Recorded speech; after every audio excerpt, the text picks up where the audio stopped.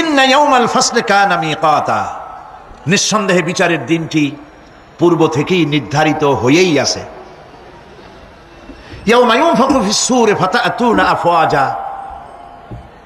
যেদিন সিংহায় ফুঁক দেওয়া হবে তখন তোমরা দলে দলে বেরিয়ে আসবে।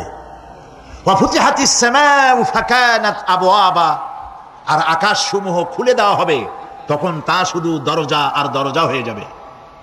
ওয়া সুয়্যিরাতিল জিবালু ফাকানাত সারাবা, আর পাহাড় সমূহকে চালিয়ে দেওয়া হবে ফলে তা মরীচিকায় পরিণত হয়ে যাবে। তেলাওয়াতকৃত আয়াতের এই হচ্ছে তর্জমা। সূরা নাবা হচ্ছে, নবী করিম সাল্লাল্লাহু আলাইহি ওয়াসাল্লাম বলেছেন, কেউ যদি দুনিয়ায় বেঁচে থাকা অবস্থায় পরকালীন দৃশ্য চোখে দেখতে চায় সেজন্য সূরা আন-নাবা, সূরা আল-মুরসালাত, সূরা আন-নাজিআত, সূরা আল-ইনফিতার, সূরা আত-তাকবীর, এই সূরাগুলি যেন পড়ে, তাহলে কিয়ামতের দৃশ্য নিজ চোখে অবলোকন করতে পারবে। সুবহানাল্লাহ।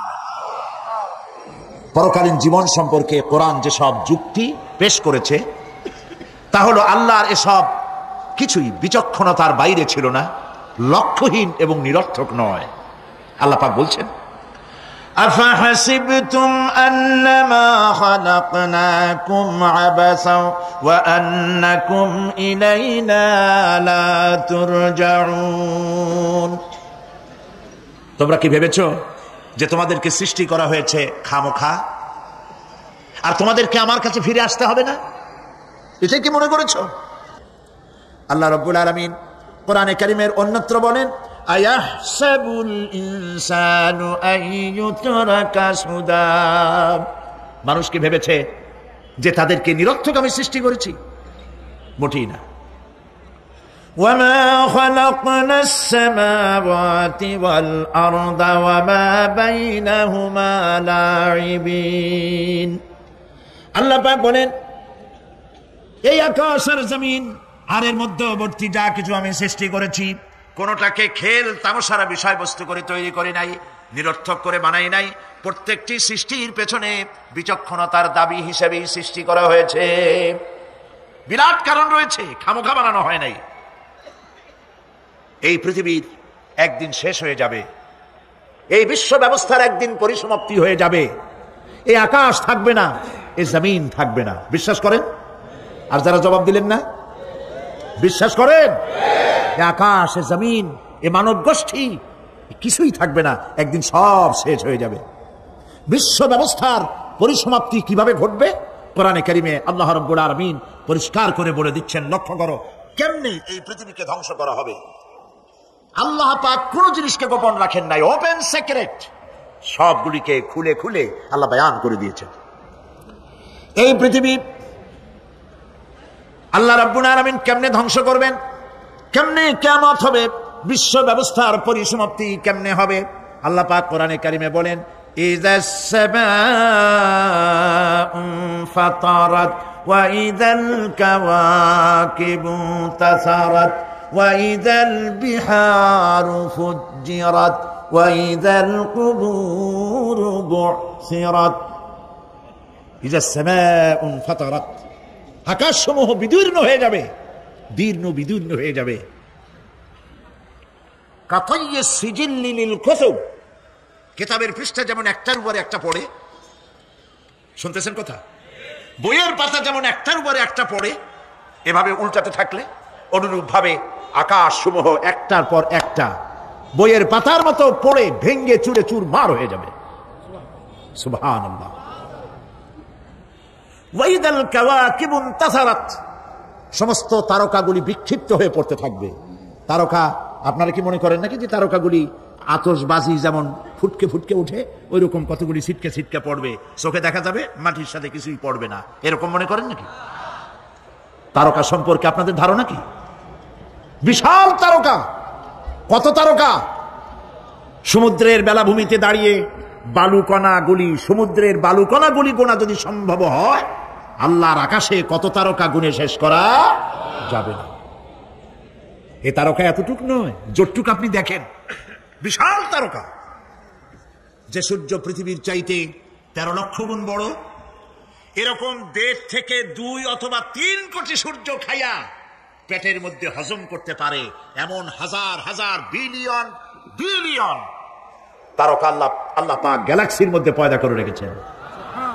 এগুলি যখন ছিটকা পড়তে থাকবে পৃথিবীর উপরে, ওয়াইদাল কাওয়াকিবুন তাসারাত, সমস্ত তারকাগুলি বিক্ষিপ্ত হয়ে পড়তে থাকবে। ওয়াইদাল বিহারু ফুজ্জিরাত, সমুদ্রগুলি দীর্ণ বিদীর্ণ হয়ে যাবে, সমুদ্রের পানিগুলি নিঃশেষিত হয়ে যাবে, তলদেশ ফেটে যাবে এবং তলদেশ থেকে অগ্নি উদ্গীরণ হতে থাকবে, সমুদ্রের তলদেশ থেকে। বিশ্বাস করেন এই মাটির মধ্যে আছে না আগুন?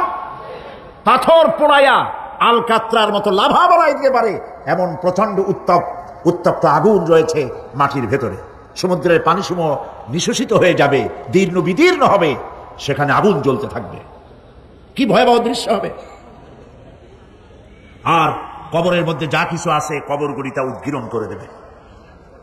অন্য সূরার মধ্যে আল্লাহ পাক বলছেন, ইযাশ শামসু কুমিরাত ওয়া ইযান নুজুমুন কাদারাত ওয়া ইযাল জিবালু সুজ্জিরাত, যখন সূর্যকে ঢেকে দেওয়া হবে, বিশাল সূর্যটা হারায় যাবে, আর তারকাগুলো বিপর্যস্ত হয়ে যাবে, পাহাড়গুলিকে চালিয়ে দেওয়া হবে। فإذا النجوم طمست وإذا السماء فرجت وإذا الجبال نسفت, যখন তারকা স্থিমিত হয়ে যাবে, তারকাগুলিতে কোনো আলো থাকবে না, আসমান বিদীর্ণ হবে, পাহাড় সমূহ উড়িয়ে দেওয়া হবে। সুবহানাল্লাহ, পাহাড়গুলি উড়ায় দেওয়া হবে। অবস্থা লক্ষ্য করেন, আকাশ ভেঙে ভেঙে পড়তেছে, তারকাগুলি বিক্ষিপ্ত হয়ে পড়তেছে, সব সমুদ্রের পানি শেষ হয়ে গিয়েছে, সমুদ্রের তলদেশ ফেটে ফেটে অগ্নি উদ্গীরণ করে দিচ্ছে, সূর্য ঢাকা পড়ে গেছে। মহান আল্লাহ রাব্বুল আলামিন বলেন, শুধু সূর্য ঢাকা পড়বে না, মানুষেরা দেখতে পাবে فإذا برق البصر وخسف القمر وجمع الشمس والقمر, যখন চক্ষু বিস্ফারিত হবে, মানুষের চোখগুলি ছানা বড় হয়ে যাবে। এই দৃশ্য দেখে চাঁদে আলো নাই, সূর্যতে আলো নাই, চাঁদ আর সূর্য দুটি একাকার হয়ে যাবে। আল্লাহ পাক বলছেন, ওয়া হুমিলাতিল আরদু ওয়াল জিবালু ফাদুক্কাতা দাক্কাতান ওয়াহিদা, জমিন আর পাহাড়গুলোকে এর মধ্যে সংঘর্ষ বাঁধিয়ে দেওয়া হবে, পাহাড়গুলি উঁচু করে মাটির উপরে আছাড় মারা হবে, একই আঘাতে পাহাড়গুলি চূর্ণ বিচূর্ণ হয়ে যাবে। সুবহানাল্লাহ, এই কথার মধ্যে কোনো ভুল আছে? কেবলমাত্র কাফের বেঈমান তাদের কলিজা এ কথা ভয়ের সৃষ্টি না করতে পারে। ইমানদারদের কলিজা ফেটে যাওয়ার কথা। কি ভয়াবহ দৃশ্য! তারকা পড়তেছে, আকাশ ভাঙতেছে। খালি রাশিয়ার একটা রকেট বহু বছর পর্যন্ত মহাশূন্যে উঠতেছিল, একদিন পত্রপত্রিকায় দেখতে পেলাম ওইটা ভেঙে পড়বে, ওটার মেয়াদ শেষ হয়ে গেছে, ভেঙে পড়বে। বিশ্ব মহা চিন্তায় পড়ে গেল, কোন দেশে পড়বে? যদি কোনো দেশের উপরে পড়ে সে দেশ শেষ হয়ে যাবে, বিল্ডিং, মানুষ, স্থাপনা সব চূর্ণ বিচূর্ণ হয়ে যাবে, ভয়তে অস্থির। রাশিয়ার বিজ্ঞানীরা চেষ্টা করলো সেটাকে সরাইয়া কোনো জমিনে যাতে না পড়ে মহাসমুদ্রে ফেলাবার জন্য চেষ্টা করতে লাগলো। মনে আছে ঘটনা আপনাদের? পত্রপত্রিকা যারা পড়ে মনে থাকারই কথা। রাশিয়ার একটা রকেট, এটা কত বড় হবে, ওইটা ভেঙে চুরে পড়বে, সে ভয়তে দুনিয়া অস্থির।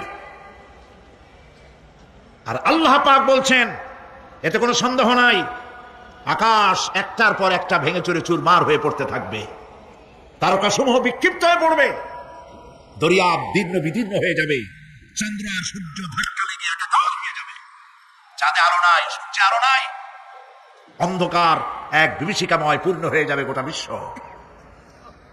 পাহাড়গুলো উঁচু করে মাটির উপরে আছাড় দেওয়া হবে, এক ধাক্কায় পাহাড়গুলো ভেঙে চুরে চুরমার হয়ে যাবে। সুবহানাল্লাহ। এই অবস্থা যখন, এই ভয়ঙ্কর পরিস্থিতি যারা লক্ষ্য করবে, আল্লাহ রাব্বুল আলামিন বলেন মানুষেরা ভয় অস্থির হয়ে দৌড়ে দৌড়ে আরম্ভ করবে। ইয়াকুলুল ইনসানু ইয়াউমাইদিন আইনাল মাফার। মানুষেরা পাগলের মতো শুধু দৌড়াদৌড়ি করবে আর বলবে পালাবো কোথায়, ভাগবো কোথায়, কোথায় যাব? আল্লাহ রাব্বুল আলামিন জবাবে বলেন কাল্লা লা ওয়াজারা ইলা রাব্বিকা ইয়াউমাইদিনিল মুস্তাকার। কখনই নয়, ভাগবার জায়গা নাই, পালাবার জায়গা নাই। আল্লাহ রাব্বুল আলামিনের আশ্রয় ছাড়া কোনো আশ্রয় নাই। এই বিভীষিকাময় দৃশ্য হয়ে যাবে, সব মরে যাবে, কেউ বাঁচবে না। মালাকুল মউতকে আল্লাহ পাক জিজ্ঞেস করবেন, কে এখন বেঁচে আছে আর কারা বেঁচে আছে? তিনি বলবেন হযরতে জিবরাইল, হযরতে মিকাইল, হযরতে ইসরাফিল। আল্লাহ পাক নির্দেশ করবেন এদের জান কবজ করো। ইসরাফিল, মিকাইল জান কবজ হবে। হযরতে জিবরাইল আমিন শাদীদুল কুওয়া, প্রচন্ড ক্ষমতা আল্লাহ তাকে দান করেছেন, সুবহানাল্লাহ বলেন। দুনিয়ার সব নবীদের কাছে বাণী বহন করে নিয়ে আসছেন পূর্ণ অথেন্টিসিটির সাথে, সুবহানাল্লাহ। আল্লাহ পাক যাকে বলেছেন রূহুল আমিন। নবী করিম সাল্লাল্লাহু আলাইহি সাল্লামের মেরাজের রাত্রে যে কথা বলা হয়েছে ওয়ালাকাদ রাহু বিল উফুকিল মুবিন, পশ্চিম দিক বলয় তিনি যা দেখতে পেয়েছিলেন, তাফসীর বলছে হযরতে জিবরাইলের পূর্ণ আকৃতিতে নবী করিম সাল্লাল্লাহু আলাইহি সাল্লাম তাকে দেখতে পেয়েছিলেন। হযরতে জিবরাইল যখন দুনিয়া আসেন, কোন কোন কিতাবে লেখা হয়েছে 600 ডানা আছে, তা 2 ঝাপটায় আকাশ থেকে জমিনে চলে আসেন, সুবহানাল্লাহ। হযরতে জিবরাইলকে আল্লাহ পাক বলবেন তাকে মওত দাও। হযরতে জিবরাইল বিদায় হয়ে যাবে। আল্লাহ প্রশ্ন করবেন এখন আর কে বাকি? মান বাকিয়া ইয়া মালাকাল মউত। মালাকুল মউত বলবেন হে আল্লাহ তাআলা, এখন তোমার সামনে আমি দাঁড়িয়ে আছি, আর কেউ নাই। আল্লাহ পাক বলবেন মুত ইয়া মালাকাল মউত। আল্লাহু আকবার।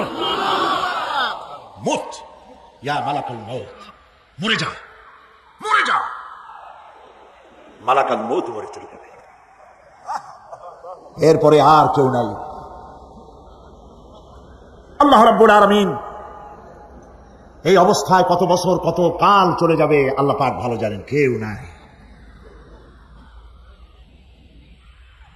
আজকের রাজত্ব কার? আল্লাহ প্রশ্ন করবেন আজকের রাজত্ব কার?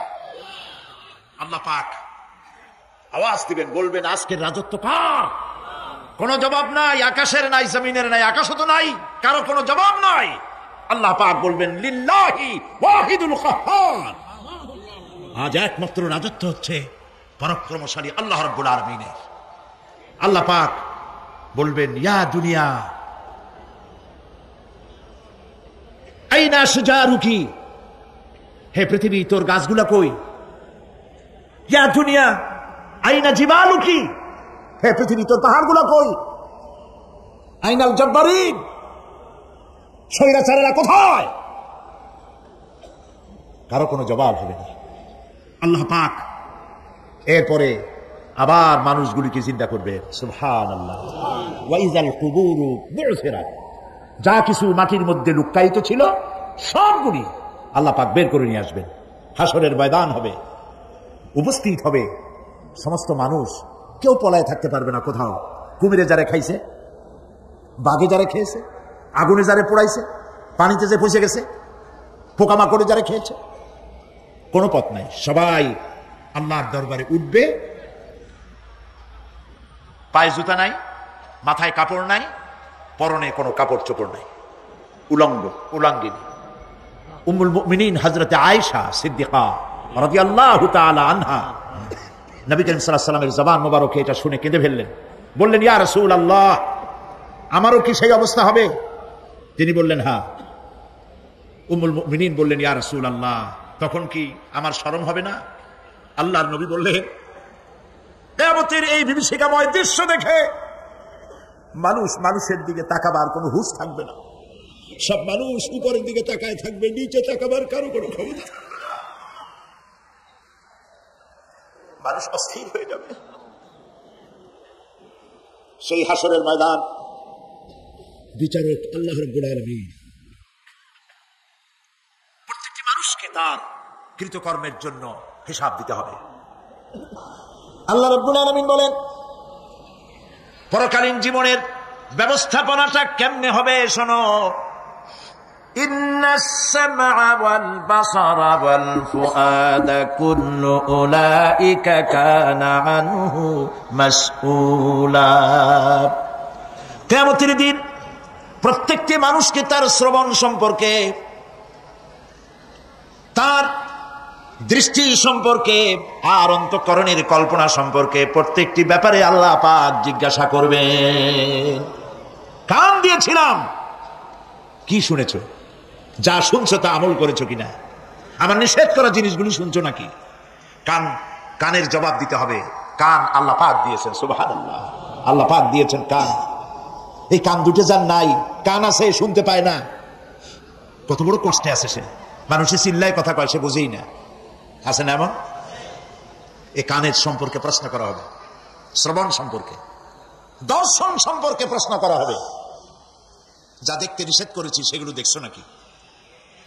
এর শুকরিয়া আদায় করেছো নাকি? দুটি চোখ, এর শুকর আদায় করা কি সম্ভব ভাই? আদায় করা সম্ভব? এই দুটি চোখ যদি না থাকতো, আমার গর্ভধারিণী মাকে দেখতে পারতাম না। এই সুন্দর চোখ দুটি যদি আল্লাহ না দিতেন, আল্লাহর এই সুন্দর সৃষ্টি দেখা থেকে বঞ্চিত হয়ে যেতাম। আল্লাহকে বলি, হে বিশাল আকাশের মালিক, তুমি দয়া করে না চাইতে আমাদের শরীরে যা কিছু নিয়ামত মৃত্যুর আগে ছিনায় নিও না। দুটি চোখের শুকর আদায় করতে পারবো না। চোখের মধ্যে পানি আছে, কান্নার পানি না, সবসময় চোখে পানি আছে। চোখে আমরা পলক দেই না? কত কুদরত আল্লাহ পাকে। এই পৃথিবীতে দিনে রাতে অসংখ্য পলুয়েশন, রোগ জীবাণু সমানে উঠতেছে। এখন যদি মাইক্রোস্কোপ যন্ত্র এখানে থাকতো, তাহলে দেখতেন এই পরিবেশটা কত দূষিত, কত পলুয়েশন, কত জাম। এগুলি নাকের মধ্য দিয়ে পেটে যাচ্ছে, চোখের মধ্যে ঢুকতেছে। ক্রমাগত চোখের ভিতরে ধুলাবালি ঢুকবে, আর পরিষ্কারের কোনো ব্যবস্থা যদি না করা হয়, চোখের দৃষ্টি নষ্ট হয়ে যেতে পারে। এই জন্য আল্লাহ রাব্বুল আলামিন চোখের ভিতরে মেডিসিন রূপী এক প্রকারের পানি রেখেছেন, আর অটোমেটিক চোখের পাতা ওঠানামা করে প্রতি মুহূর্তে চোখকে ক্লিন করে দিতেছে। এই চোখ সম্পর্কে আল্লাহ রাব্বুল আলামিন প্রশ্ন করবেন, অন্তঃকরণ সম্পর্কে প্রশ্ন করবেন। জবাব দেওয়া সেদিন বড়ই কঠিন হয়ে যাবে। এই জন্য আল্লাহ রাব্বুল আলামিন দুনিয়াবাসীকে সতর্ক করে দিচ্ছেন। তিনি আরো বলছেন, ওয়ালাকাদ খালাকনাল ইনসানা ওয়া না'লামু মা তুওয়াসবিসু বিহি নাফসু ওয়া নাহনু আকরাবু ইলাইহি মিন হাবলিল ওয়ারিদ। মানুষ সৃষ্টি করেছি আমি, তার অন্তঃকরণে কি চিন্তা হয়, কি কল্পনা হয় তাও জানি আমি। আর আমি আমার বান্দার যেই সাহারাগের উপরে মাথাটা খাড়া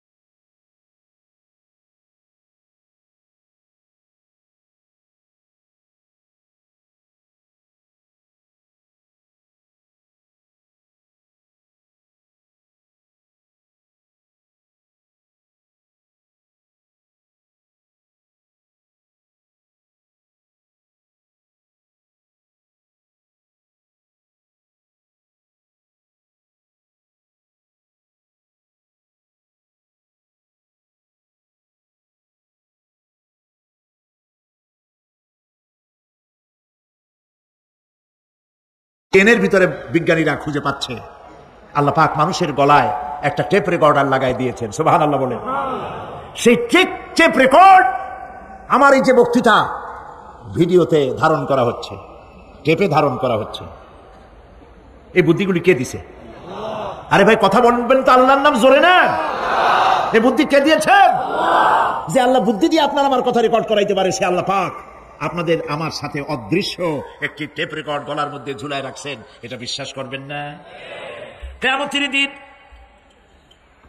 এই রেকর্ড তার সামনে আল্লাহ পাক বলেন একটা কিতাব ওপেন করে দেব, তারপরে বলা হবে ইকরা কিতাবাকা কাফা বিনাফসিকা আল-ইয়াওমা আলাইকা হাসিবা।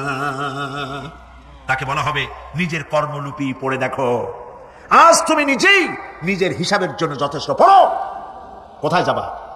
জাহান্নামে যাবা না বেহেশতে যাবা? তুমি নিজেই তোমার হিসাব করার জন্য যথেষ্ট। সুবহানাল্লাহ। সেদিন কোনো সাহায্যকারী পাওয়া যাবে না, ওকালতি করার জন্য কাউকে পাওয়া যাবে না। বিশ্বাস করুন, বিশ্বাস করুন, কোন পীর সাহেব, কোন খাজা বাবা কিয়ামতের দিন আপনার আমার উপকারে আসবে না, আসবে না, আসবে না। আমল ভালো হবে, আল্লাহ ক্ষমা করবেন। আমল ভালো নাই, পীর সাহেবরা কিচ্ছু করতে পারবেন না। কেউ কেউ মনে করেন পীর সাহেব আমার সুপারিশ করবেন। কিয়ামতের দিন আপনারাই দেখবেন ওনাদের সুপারিশ কে করে। কিয়ামতের দিন আল্লাহ পাক আরো পরিষ্কার করে বলছেন লান তানফাকুম আরহামুকুম ওয়ালা আওলাদুকুম ইয়াওমাল কিয়ামাহ। কিয়ামতের দিন সন্তান সন্ততি আর সম্পদ কোনো কাজে লাগবে না, এগুলি কোনো উপকার হবে না মানুষের জন্য। আর সেখানে উৎকোষেরও কোনো কারবার চলবে না। এই পৃথিবীতে উৎকোষ দিয়ে অনেক কাম করা যায়, কিন্তু কিয়ামতে